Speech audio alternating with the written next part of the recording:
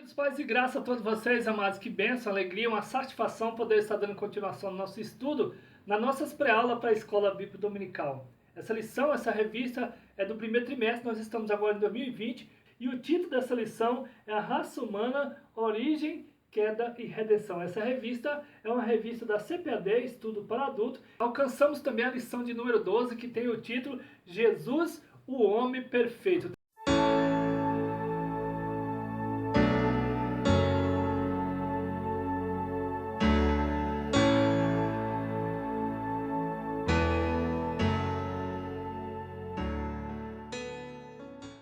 Agradecer a todos vocês que têm curtido, têm compartilhado, e você que está assistindo pela primeira vez, receba o nosso abraço, receba também o nosso carinho. Também quero pedir para você, para curtir, compartilhar, faça o seu comentário, inscreva no nosso canal e você ficará por dentro de todo o nosso conteúdo. Que o Senhor Deus abençoe cada um, a sua vida, a sua família, o seu lar, fazendo prosperar, enriquecer em Cristo Jesus. Nós estamos aqui agora, o texto áureo, que nós chamamos de texto de ouro, está escrito em Lucas capítulo 2, o versículo 52, que diz assim: E crescia Jesus em sabedoria e em estatura, em graça para com Deus e os homens. Veja só, verdade prática, verdadeiro homem, verdadeiro Deus, o Senhor Jesus Cristo é igual ao Pai e semelhante a nós. Sua divindade e humanidade não são aparentes, são reais, perfeitas e plenas. Os versículos-chave para a leitura em classe se encontram em Lucas capítulo 2,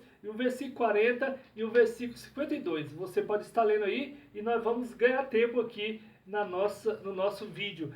E o objetivo geral que o comentarista nos passa aqui, ele diz assim: clarificar que o Senhor Jesus Cristo é igual ao Pai e semelhante a nós, ou seja, divino e humano. Os objetivos específicos são 3, e o primeiro tópico, expor a divindade de Jesus. O segundo tópico, explicar a humanidade de Jesus. E o terceiro tópico, querido, assinalar a perfeição de Jesus. Vemos aqui que o comentarista, ele diz aqui, no ponto central, o comentarista, ele diz assim: o Senhor Jesus Cristo é verdadeiro homem e verdadeiro Deus. E na introdução, o comentarista, ele nos recorda da lição passada, ele diz assim: se na lição passada estudamos sobre o homem do pecado, enfocaremos hoje a encarnação do Filho de Deus como o Filho do homem. Apresentaremos o Senhor Jesus Cristo como o ser humano perfeito, nele que devemos pensar, falar e agir. Já no início, deixamos bem claro que a humanidade de Jesus não era aparente, mas real. Em tudo era semelhante a nós, exceto quanto ao pecado, né? Frisamos outro sim, que as duas naturezas de Cristo, a divina e a humana, não são conflitantes, mas perfeitíssima e harmônica. Uma jamais eliminou a outra. É por esse motivo que somente Ele pode salvar o pobre, miserável pecador. Pedimos a Deus para nos iluminar, né? Para nós abrir nosso entendimento, para nós entender toda a palavra do Senhor, né? Então veja aqui o primeiro tópico: Jesus, verdadeiro Deus. Primeiro subtópico: a sua eternidade com o Pai. Diz aqui: o Senhor Jesus, como o unigênito de Deus, não somente é eterno, como também é o Pai da própria eternidade. Isaías capítulo 9, versículo 6. Então Jesus, ele é o Pai da eternidade. Olha só, antes de sua encarnação, ele estava no Pai, e no Pai criou todas as coisas. Então, veja só, no Evangelho de São João, capítulo 1, versículo 3, Jesus, ele criou todas as coisas, né? Suas atividades eternas são lindamente descritas no capítulo 8 de Provérbios. Se você quiser fazer uma visita lá, ver, né, as suas atividades eternas de Jesus, lá no livro de Provérbios, no capítulo 8, você vai presenciar ali, você se regozijar, se alegrar, né, com essas suas atividades eternas de Jesus. No segundo subtópico, seus atributos, grandezas e perfeições. Segundo subtópico, seus atributos, grandezas e perfeições. Jesus Cristo é a fonte da vida. Veja só, no Evangelho de São João, capítulo 1, versículo 4, Jesus ele é visto como fonte de vida. Jesus, ele é o manancial. Jesus é a água que jorra para a vida eterna. E Jesus dialogando com a mulher samaritana, ali no Evangelho de São João, capítulo 4, e o versículo 14, ele diz assim: mas aquele que beber da água que eu lhe der, nunca terá sede, porque a água que eu lhe der se fará nele uma fonte de água que jorra para a vida eterna. Então Jesus é essa fonte de vida, né? Vemos aqui, né, no Evangelho de São João, capítulo 1, versículo 4, logo tem vida em si mesmo. Jesus, ele não precisa, Deus, ele não precisa de ninguém para ele existir, porque ele é a própria existência, ele tem vida em si próprio, né? Veja só, no Evangelho de São João, capítulo 5, versículo 16, Hebreus, capítulo 7, versículo 16. Sendo Deus de Deus, é imutável. Hebreus, capítulo 13, versículo 8. Ele é onipresente. Mateus, capítulo 28, versículo 20. Efésios, capítulo 1, versículo 22 e 23. Jesus, Deus, ele é onipresente, ele está em todo lugar. Nós sabemos que o anjo Gabriel, o Miguel, ele não pode estar aqui na igreja agora e estar na outra igreja lá em outro país ou em outro estado. Não, porque só tem um que é onipresente, Deus. Jesus, ele é onipresente. E diz aqui, ele é onipresente e ele também é onipotente, né? E também ele é onisciente, sabe todas as coisas. Ele sabe tudo o que está passando na nossa mente aqui agora. Então ele diz que antes que a palavra seja gerada no nosso ventre, Deus já sabe o que nós vamos falar, o que nós estamos pensando. Então, Mateus capítulo 9, versículo 4 e 5, o Evangelho de São João capítulo 2, versículo 24 e 25, o Atos dos Apóstolos, capítulo 1, versículo 24 e 25, e Colossenses, capítulo 2, versículo 3. Sua onipotência não pode ser ignorada, porque todo poder, nos céus e na terra, acha-se em suas mãos. Veja só, Mateus, capítulo 28, versículo 18, Apocalipse, capítulo 1, versículo 8. Então, todo poder está na mão de Jesus. O terceiro subtópico, esvaziou-se de sua glória, mas não esvaziou da sua divindade. Olha só, quando de sua encarnação, no ventre puro e virginal de Maria, né, o Filho de Deus não esvaziou de sua divindade, mas sim de sua glória. Vemos aqui Filipenses capítulo 2, versículos 5 ao 11. Veja só, conforme podemos atestar pelos versículos já mencionados, o Senhor Jesus, em seu ministério terreno, fazia uso de seus atributos divinos sempre que necessário. Veja, em sua oração sacerdotal, ele reivindica junto ao Pai não a sua divindade, mas a glória que desde a mais remota eternidade desfrutará no perfeitíssimo e infinito círculo da Santíssima Trindade. Seus discípulos sabiam que ele era e é Deus. Mateus capítulo 14, versículo 33, e o Evangelho de São João, capítulo 1, versículo 49, o Evangelho de São João, capítulo 20, e o versículo 28. A síntese do tópico 1, o resumo do tópico 1, diz aqui: as Escrituras revelam que o Senhor Jesus era e é perfeitamente humano e perfeitamente divino. Vemos, segundo tópico, Jesus, o verdadeiro homem. Veja só, a concepção, a encarnação e o nascimento do Filho de Deus não pegaram Israel de surpresa, pois os judeus sabiam pelas escrituras do Antigo Testamento que o Messias em breve chegaria. Olha só, aliás, o mundo gentílico foi preparado por Deus para recebê-lo. Infelizmente, os judeus, apesar de todas as evidências bíblicas, vieram a rejeitá-lo, né? Então, veja só, queridos, o Messias que estava profetizado, Jesus que ia vir, Deus, ele não pegou o povo de surpresa, o povo de Israel. Porque como ele ia vir pela nação de Israel, ele não pegou de surpresa, porque estava sendo anunciado no Velho Testamento, mas mesmo assim, eles não se atentaram, né? Eles não se atentaram para a vinda do Messias.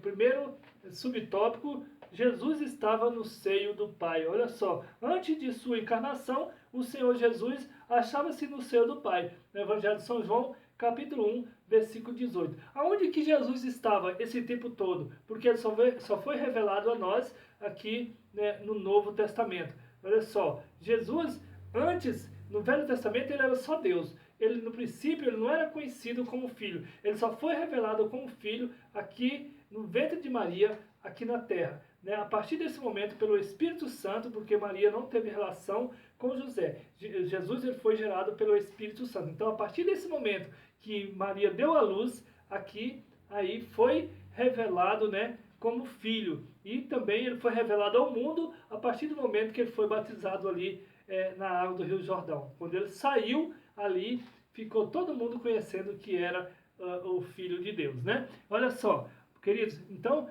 nós vemos aqui também que Jesus ele estava lá no princípio escondido no seio do Pai. No Evangelho de São João, capítulo 1, versículo 18, diz aqui de Deus, no Evangelho de São João, capítulo 1, versículo 18, ele diz assim: Deus nunca foi visto por alguém.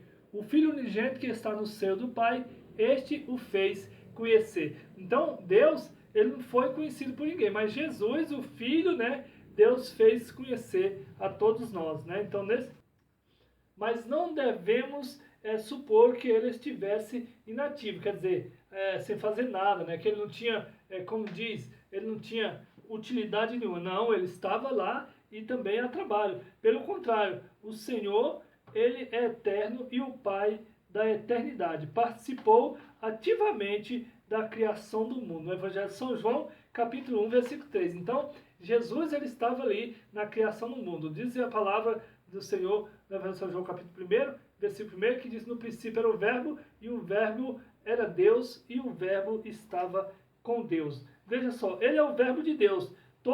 Ele é o Verbo de Deus. Todas as coisas foram feitas, vieram por ele. Ele é o Verbo de Deus. Todas as coisas vieram a existir por intermédio dele. No Evangelho de São João, capítulo 1, versículo de 1 a 3. Sem Jesus Cristo, nada do que existe, existiria. Você sabia que Maria foi criada por Jesus? Você sabia que José foi criado por Jesus? Os discípulos, os apóstolos, tudo que existe foi criado por Jesus. Segundo subtópico, profetizado no Antigo Testamento. Olha só, no Antigo Testamento Jesus já estava sendo profetizado para não pegar o povo, né, desapercebido. A vinda do Senhor Jesus é profetizada no Antigo Testamento e veja só, no Gênesis ele é a semente da mulher. Gênesis capítulo 3, versículo 15. E também Malaquias, o sol da justiça. Malaquias capítulo 4, versículo 2. Então, lá em Gênesis ele era tido como a semente da mulher, e em Malaquias o sol da justiça. Entre ambos os livros há outras profecias carregadas de significados tanto para Israel como para os gentios. Veja só, Jesus é o tema das duas principais alianças da história sagrada, né? A de Abraão e a de Davi. Gênesis capítulo 12, versículo de 1 a 3, né? E também 2 Samuel, capítulo 7, versículo 16, Mateus, capítulo 1 e versículo 1. Terceiro subtópico, encarnado no Novo Testamento. Nós vimos que lá no Antigo Testamento ele foi profetizado, foi anunciado, e aqui no Novo Testamento, então, ele é agora encarnado. Veja só, o Filho de Deus tornou-se de fato carne. Evangelho de São João, capítulo 1, versículo 14. Jesus, então, a Bíblia diz que ele se fez carne e habitou no nosso meio. Sua humanidade, volto a repetir, não era ilusória, é real. Embora concebido sobrenaturalmente, o seu nascimento foi tão natural quanto o nosso. No Evangelho de São Lucas, capítulo 2, versículo de 1 a 7. Sentiu nossas dores, né, incômodos, teve fome e sede. Mateus, capítulo 4, versículo 2. Evangelho de São João, capítulo 19, versículo 28. E no jardim da agonia experimentou profunda tristeza. Então, tudo que nós sentimos, Jesus sentiu. Jesus sentiu também. Mateus, capítulo 26, e o versículo 38. A nossa semelhança à humanidade de Jesus era completa. Ele tinha corpo, alma e espírito. Mateus capítulo 27, versículo 58. Também Marcos capítulo 14, versículo 34, Mateus capítulo 27 e o versículo 50. Vemos aqui também, concluindo, afirmamos que a humanidade de Jesus era perfeita e nada diferia da nossa, exceto quanto ao pecado. Ele não estava sujeito, quer o pecado original, e quer o pecado experimental. E quarto subtópico, Jesus nasceu na plenitude dos tempos. Deus preparou tudo para o seu filho. Veja só o que foi preparado aqui. Até a cidade, por onde queria passar, a cultura, né, tudo Deus preparou. Ao escrever aos Gálatas, afirmou Paulo que, vindo à plenitude dos tempos, Deus enviou o seu filho, nascido de mulher, nascido sob a lei, para remir os que estavam debaixo da lei, a fim de recebermos a adoção de filhos, né? Gálatas capítulo 4, versículo 4 e 5, e em sua presciência Deus levantou 3 significativos povos e cultura, a fim de preparar o mundo para recepcionar o seu filho e para cooperar na divulgação universal do Evangelho. Israel, através das sinagogas espalhadas por todas as nações, né? Então, Deus preparou Israel para Israel abrindo as sinagogas, né, em todas as nações, para que quando Jesus visse, ele saía de sinagoga em sinagoga pregando o Evangelho. Atos capítulo 13, versículo 5, Atos capítulo 18, versículo 4, Atos capítulo 19, versículo 8. E também Deus prepara também a Grécia, veja só, por intermédio do seu idioma e filosofia que tinha na Grécia, o exame natural das coisas pela luz natural da razão. Atos capítulo 11, versículo 20, Atos capítulo 21, versículo 37. Então, Romanos capítulo 2, versículo 14 e 16. Veja só que aqui que a Grécia, Deus também prepara, né, as suas filosofias, o seu idioma, para que viesse também ser propagado o Evangelho de Cristo Jesus através, né, dessa nação também. E finalmente Roma, por meio de suas leis, governos e estradas de excelente qualidade. Atos capítulo 25, versículo 10 ao 12 e Atos capítulo 16, versículo de 1 a 10. Então, queridos, nós vemos aqui que Deus ele preparou os lugares aonde o seu filho ia passar. E todas essas nações aqui, né, foram preparadas por Deus. Deus estava aqui no comando como ia receber o seu filho. Então, nós vemos aqui esse quinto subtópico. Em Israel, Jesus é apresentado ao mundo. Nós vemos aqui que em Israel, Jesus agora é apresentado ao mundo. O Filho de Deus, que segundo a carne, e também filho de Davi e de Abraão, nasceu em Israel sob a lei de Moisés e de Roma. Mateus capítulo 1, versículo 1, Mateus capítulo 2, versículo 1, Gálatas capítulo 4, versículo 4, Lucas capítulo 2, versículo de 1 a 5. E tendo ele uma educação harmônica perfeita, tanto diante de Deus quanto dos homens, iniciou seu ministério aos 30 anos de idade. Lucas capítulo 3, versículo 23. Então, aqui Jesus, né, ele tinha uma educação perfeita, né? E ele começa o seu ministério com 30 anos de idade. Com os 30 anos ele foi ali no Rio Jordão, né? E ali ele foi batizado por João Batista, e quando ele foi batizado ali, ele foi revelado ali ao mundo, né?